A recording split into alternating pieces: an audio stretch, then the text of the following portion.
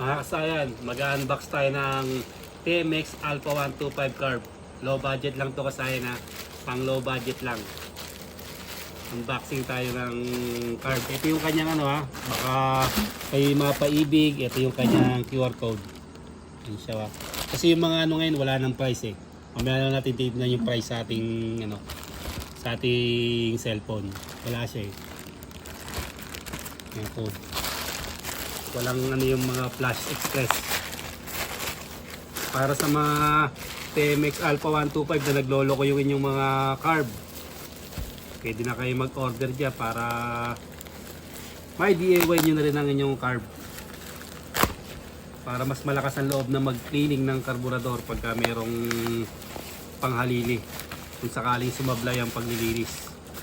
Kasi naka-open na agad ah. Tignan natin kung pang 125 ba talaga.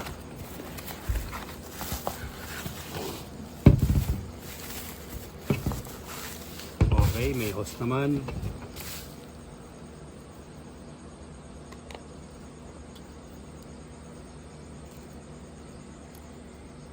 Hose para sa tuluan ng gas. Tapos yung choke. Okay. Okay, yung choke natin. Yung pormahan. Ito pala yung replacement. Iba na. Iba na yung ano niya. Yung adjustan dito. Hindi siya nakalubog. Pero mukhang okay naman. Siya kasay na. Ito, normal lang yung adjustan niya. Yung pihitan. Hindi yung nakalubog. Yung nakalubog kasi gagamit pa tayo ng pistillador dito, daliri lang, okay na.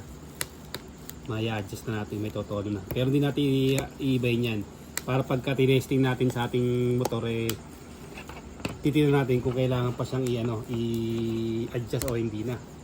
Tapos meron na rin siyang o-ring. May o-ring na rin siya.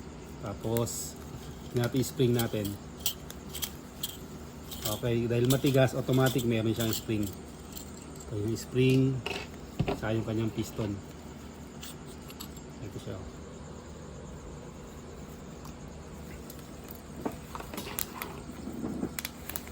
Okay naman siya, kaya parang ano siya, parang mga carb ng ano ng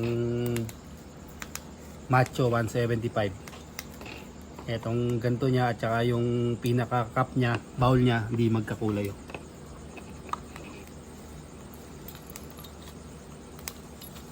Tingnan natin yung ano. Tingnan natin yung ating atutok mo doon.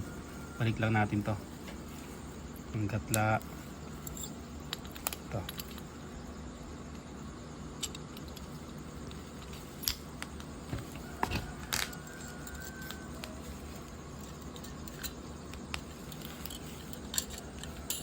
Ganito pala ang forma pagka replacement.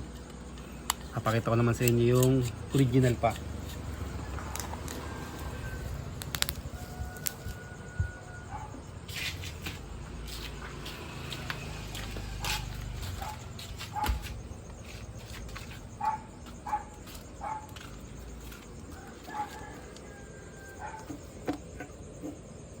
Ayun siya dito tayo sa may ano, nasa likod tayo sa may choka natin. Yun o. Dito. Ito yung pormahan na. Magkaiba sila ng porma. Hindi sila parehas ng original ha. Papapasin ninyo. Pero kasukat yan dyan. Ito yung sabi sa'yo, magkakulay itong ano ha. Magkamukha yung kulay nito. Ito yung bowl. Magkaiba yung kulay nila. Ay mga Macho 175 ganyan. Tapos dito tayo sa may ano. Yung kabila.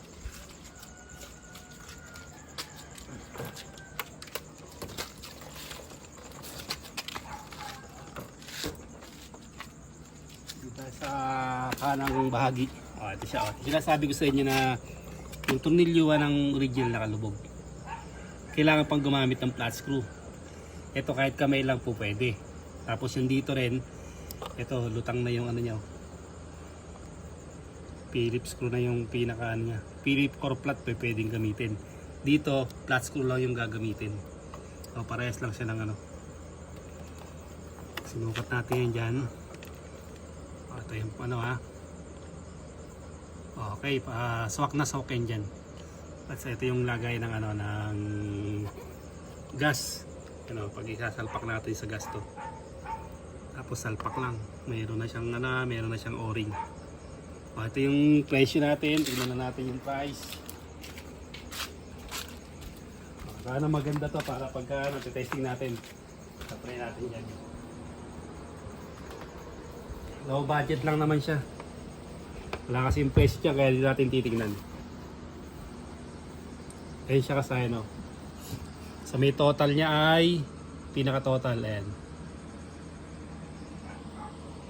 Tutok mo. Kano yung presyo niya? 380. Oh, yan, 380 lang kasayin, low budget lang ha yung ating carb ng ano ha. Keihin din to.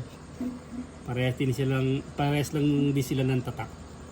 O, yun lang yung video natin kasayan para meron kayong idea pag halimbawa maghanap kayo ng low budget na carb ng TMX Alpha 125, naglolo ko na. Pag umorder kayo nito, pwede yun ang katingtingin ng inyong carb para linisin nyo siya, i-DIY nyo. Para kung halimbawa makuha nyo, malinis nyo ng maayos, kumanda yung takbo, reserva nyo lang siya. Mas maganda rin kasi meron kayo dito para pampalakas ng loob kung magdi-DIY kayo ng inyong carb. Sa halagang mura lang naman. Hanggang dito na lang mga kasayan. Salamat sa panonood.